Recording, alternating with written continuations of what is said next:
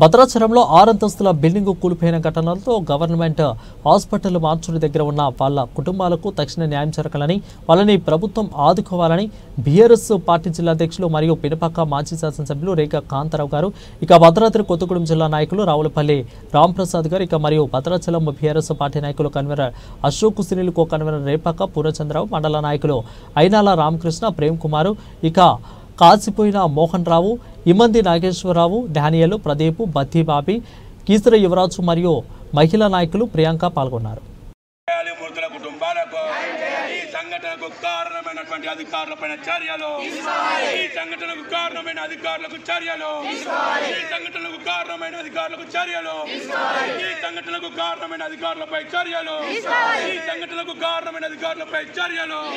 ఇంటి యజమానిపై క్రిమినల్ కేసులు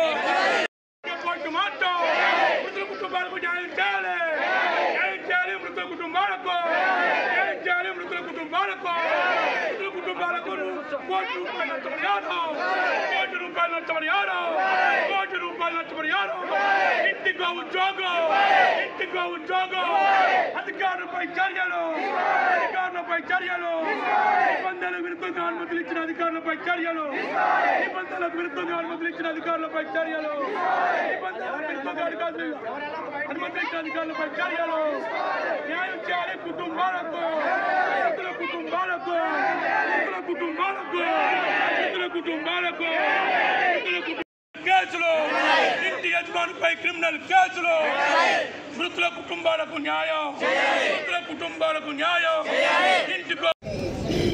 నష్టపోయిన ప్రతి కుటుంబాన్ని